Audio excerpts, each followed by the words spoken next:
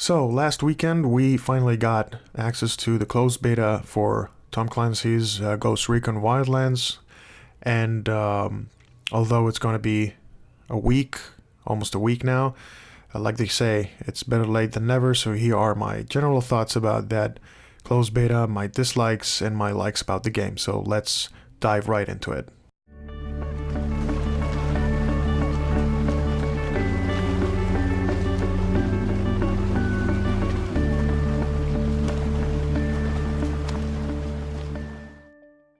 So before I dive into my general thoughts and all this review, just a quick backstory that I didn't have the chance to fully experience the game last weekend because of lack of time, basically.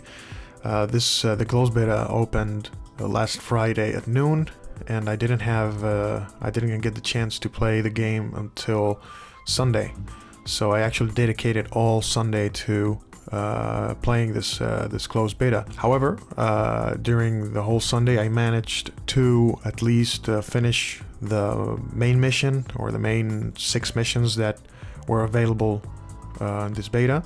And I also, had the chance to maybe just look around a little bit, check a couple of side missions, and all these other things that we can do in this game. So this review is not going to be from a guy who has fully experienced the game, who has had 2-3 days of playing the game. Now you listen to a guy who played this game for like 6 hours straight. That's it. But you got great reviewers, you got great gamers out there, like Skill Up, for example. He puts up great videos, and more extensive than this one. So if you don't have enough with this video, then I suggest you go check him out. But nevertheless, let's go into it. So the general thoughts about this game. First of all, I really enjoyed it. Those 6 hours that I played, 7 hours that I played the game, really enjoyed it. I was really psyched about this game from the moment it was announced back at E3 2015. And one of the main reasons I was psyched about it is because back in 2012 I played my first Ghost Recon game ever, which was Future Soldier, and I fell in love with that game. I played 5-6 times, and I just fell in love with the mechanics, the whole tactical shooter thing. As I said, it was my first Ghost Recon. I didn't know anything about this franchise before Ghost Recon Future Soldier, and I just fell in love immediately.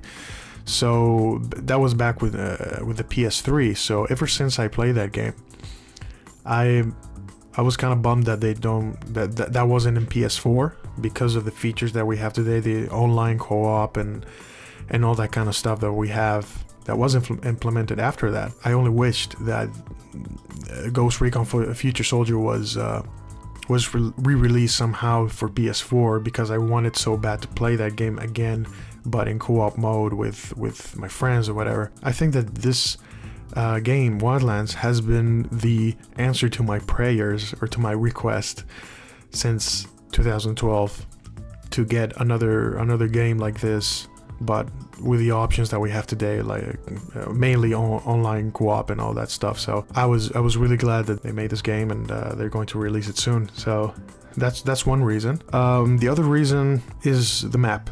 When they showed it in E3, and then all the videos that they released afterwards, I fell in love with the map. The landscape, the whole open world thing is just amazing. It has a really good look, and I just fell in love. I like games that are open world and that they have this amazing landscape and this vast map. It's huge actually. So I was really psyched about that. Made me really psyched about the game.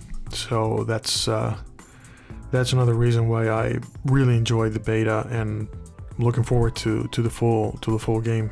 Oh, by the way, before I forget, what you're watching in the background is my gameplay, my 1-hour gameplay that I released last week when I played the game on Sunday. unfortunately, that's the only footage that I have of the game, so that's the only thing that I could use. I wanted to have more footage to use for this video, but unfortunately, again, time is against me, so this is the only footage that I have. If you want to check the video itself, then make sure to click right now this thumbnail, and you can watch the whole 1 hour gameplay that I uploaded last week, instead of just listening to me babble over the gameplay in this video. So with that being said, let's dive right into my likes and dislikes about the game, about the closed beta. I keep saying game, and I don't want to say game because it's not a full game, it's the closed beta, so it's just a part of it. I'll get into that later. So the likes, as I said before, you know, in the closed beta and what we will get in the final game, map size. The map size is amazing. I zoomed out at first, you know, and I realized that there were like 3 levels of zooming in and out of the map. The first level is just like normal zoom in, zoom out when you are in an area of operation. But then it comes to a point where you hit again and it zooms out like a level 2 zoom out, and you see the whole map, the whole thing that we're gonna get in the final game, and it's huge. It's damn huge. And it's divided into sections or areas, and each area has like its own boss. It kind of reminded me of Mad Max, another game that I really loved.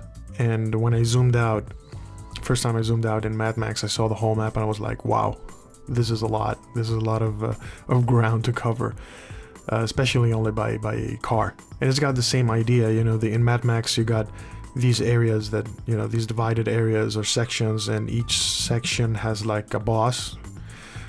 I mean, in Mad Max they're not like final bosses, they're like the guy who runs that area and you have to do stuff for him. But it's the same idea, you know, when you zoom out in level 2 in Wildlands, it has, you see the sections, you see like every section has his own final boss. And when you zoom out, you know, like level 3, then you get this diagram of all those bosses that you're going to meet throughout the game, and how they are connected between each other, and how they all connect to the final boss of bosses, who's El Sueño, which is the dream in Spanish. And by the way, I mean, El Sueño doesn't sound very menacing to me. I just thought it was funny, you know, that this really bad guy calls himself El Sueño, or the dream, you know. It doesn't sound really menacing to me.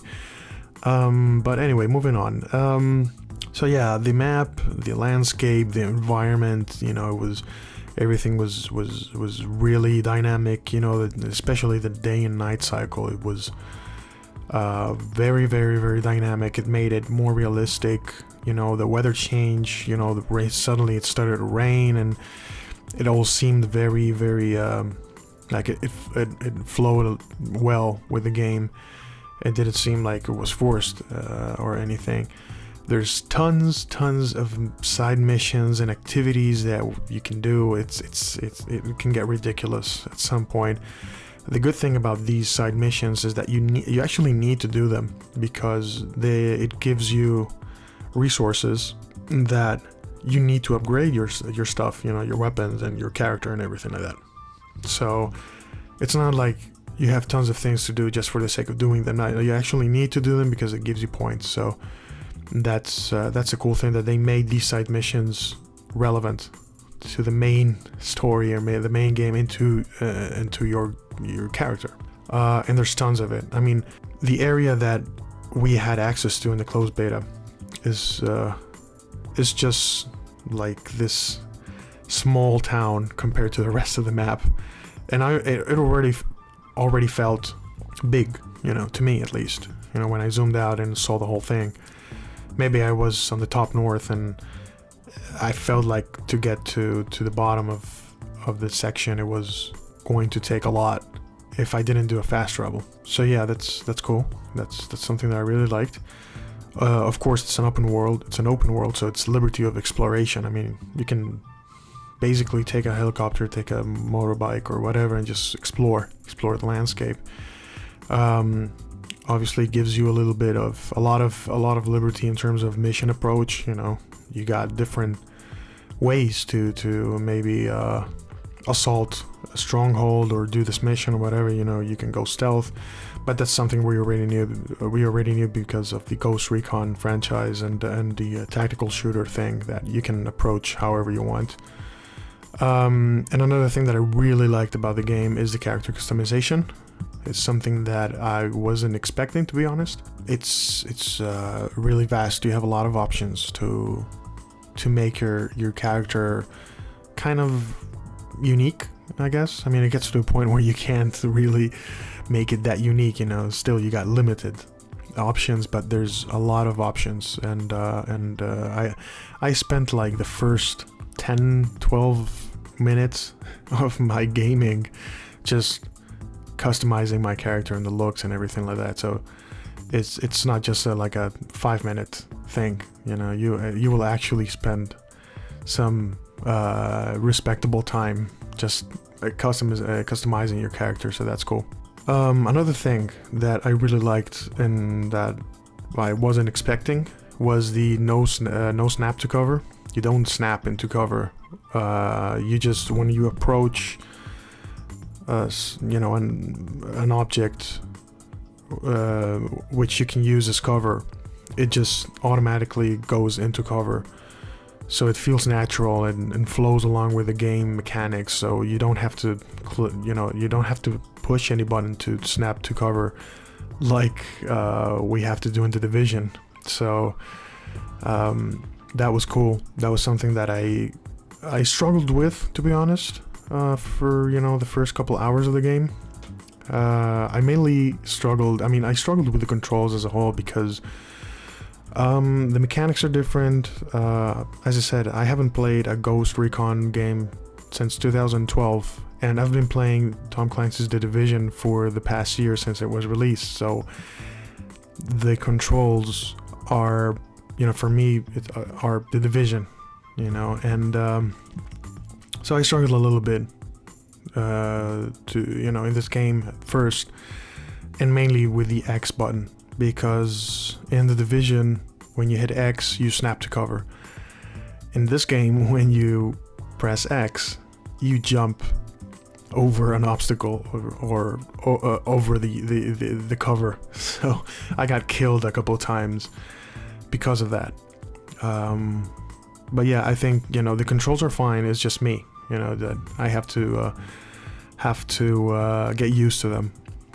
So the no snap to cover is something that I really appreciate, and I'll just have to remember not to press X when I'm in cover, because I'll jump right over it, and then an enemy will kill me. So these are the things that I liked about the game or the closed beta, you know, as a whole. What I want to do now is go into a little bit of the dislikes, but I'd like to differentiate between dislikes and what needs to be improved, in my opinion. So these are two separate things.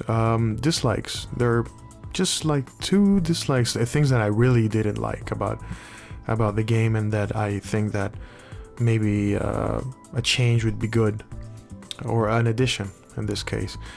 But the first thing that I didn't like is the command wheel. So the command wheel is basically, when you're playing solo, you have your other teammates that are AIs, so you have to kind of move them around, you know, and give them instructions. So the command wheel, what you do is that you have to hold R1, and while you're holding R1 with the analog, with the left analog stick, you have to choose the command and then press X.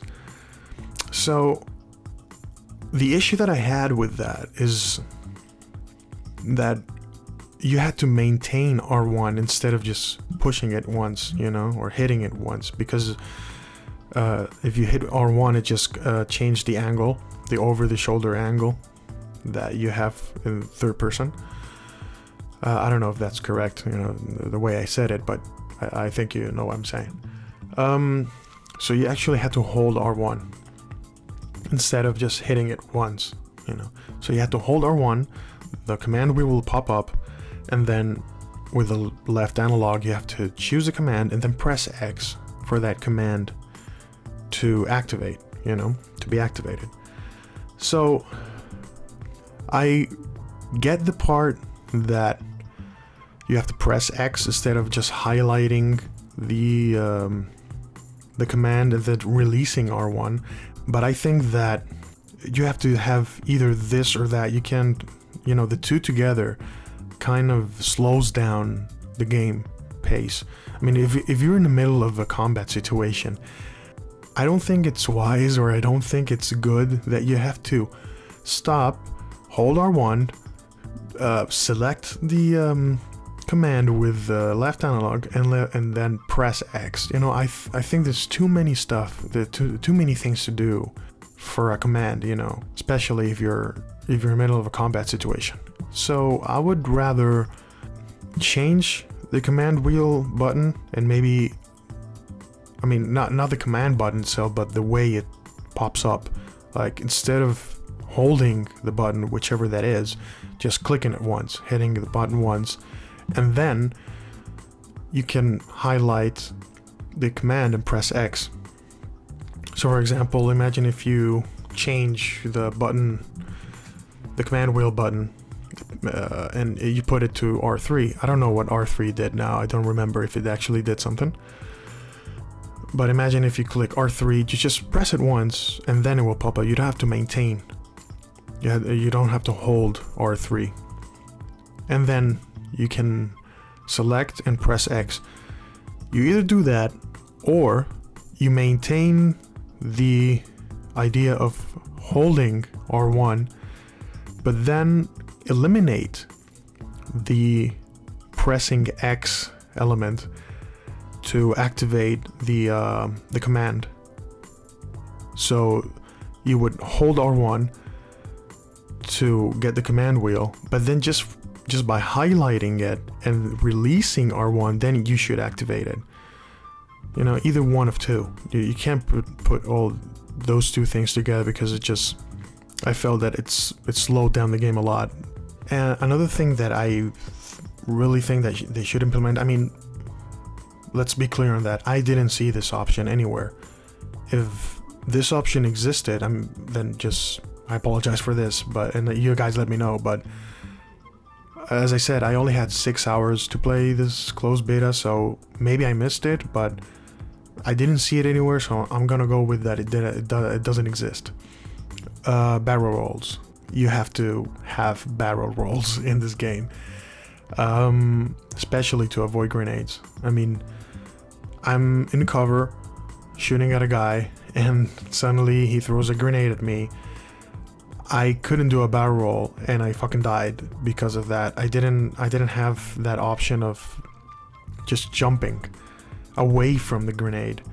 I actually had to kind of, just run, but I had to point the camera somewhere else, away from it with the analog stick, and then hit run, and just by the time I do that, at least, the grenade will get me a little bit. So, just jumping. I didn't see that option anywhere. So I think that's essential for these type of games. The barrel roll, the jumping, left and right, like we have in the Division. So I think that's really important.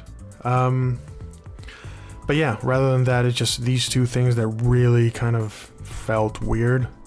So now we go into the section with things that need to be improved. I'm not saying that these are things that I disliked or things that will definitely make me not play the game or buy the game or anything. No, these are just things that need to be improved, and I'm pretty sure that they are aware of this already. So one of the things that needs to be improved is the driving. Absolutely. Especially helicopters. I was struggling a lot flying a helicopter. It acted very weird. I mean, the controls are pretty simple. It's R2, L2, and the analog stick, and maybe a couple of other things that you could do, but it felt very weird. It did really strange stuff when I was kind of accelerating or just turning around or anything like that. I don't know. It acted very weird. The driving felt stiff and, at times unrealistic. The you know, the braking and accelerating, it was insanely quick, you know, so it felt like a piece of wood rather than something that has motion, you know, like a car, and the mechanics and the laws of physics and everything. So but I think I mean I'm sure that they know about this already from other players and other people. I mean, this is something that felt unrealistic and very strange. Another thing, AIs, especially teammate. You know, if your teammates are AIs instead of friends or people, like real people. I found myself at a couple situations that one of the AI teammates was glitched. It didn't obey commands. He just stood there, and there was one time when we got into a helicopter and he wouldn't get in. So basically, I had to leave him right there. He appeared when I landed, appeared out of nowhere. But you know, I think that it's just a glitch. You know, just like these little things that they need to tweak a little bit more. And speaking about tweaking, I mean, other minor details like, you know, some audio cuts here and there, like conversations or cutscenes that the audio would cut a little bit.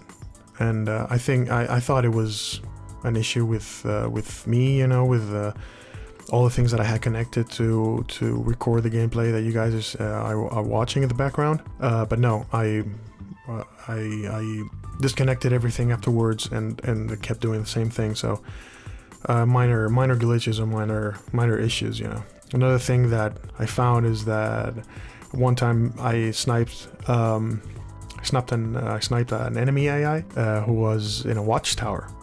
So he was way above ground level. I killed him, and another enemy AI spotted that kill. And I'm like, there's no way in fucking hell that you could spot that. I mean, I sniped him first because of that, you know, because you can't see him. He's way above ground level. He's nowhere near you. He's in a watchtower. I killed him, and he saw that, apparently, for some reason. So that actually got me killed. So it was kind of frustrating. But again, I mean, it's just like minor details, general things that I'm sure they already know. And one thing that I would like to remind people out there is that this is a beta, so don't forget that this means it's a still in progress game. So there's a difference between people like myself or other people that put out their reviews or the thoughts or their feedback or anything to improve the game, to tell the developers what maybe things that they missed or, you know, glitches and stuff like that. And there's that thing, and then there's the haters. So don't hate on this game, don't hate on this closed beta, because it's what it is. It's a closed beta. It's still in progress. They released this closed beta, you know, precisely for this, you know, to get feedback and to get, you know, these reviews and thoughts. And we are, you know, helping them at some point with our feedback. Maybe they missed a couple of things. Maybe they didn't realize that this was a little bit unrealistic. I don't know, whatever. But when a developer puts out closed beta, then, you know, the whole thing is because they want our feedback to improve. And I know fucking Ubisoft and everything, you know, like haters hating on fucking Ubisoft, they downgrade the games and everything. Okay, you know what, fine, then don't buy their games. You know, if you hate Ubisoft so much, then just quit, you know, just don't even bother. They're not going to change their ways, I'm sure of that. It's been like this for years. But people like me, you know, they still enjoy the games. I like their games. I liked Watch Dogs. I still have to play Watch Dogs 2, but I want to play Watch Dogs 2. I like The Division. It has nothing to do, or not nothing to do, but it has little to do with the demo that they released in E3. They changed it, yeah, of course, but hey, the game's still cool. I like the game. So if you just don't like Ubisoft and you hate them for downgrading the graphics and not delivering what they promise or what they show, it's you know, it's fine. But then don't bother signing up for closed betas and and stuff like that, because you're no use. You're basically no use to the community in this sense. So yeah, these were my thoughts. These were my likes and dislikes for the closed beta. I'm still psyched about the game. I'm actually going to buy it when it comes out, and I hope you guys enjoyed this. And if you did, then please don't forget to like, share, leave your comments down below, and most importantly, subscribe, because it's just one click, and I'll be bringing you more videos of other games as well as Wildlands when it comes out. Thank you for your time. Thank you for watching this video or listening to me, and enjoy your day, enjoy your week, take good care, and we'll see you soon in the UJ land.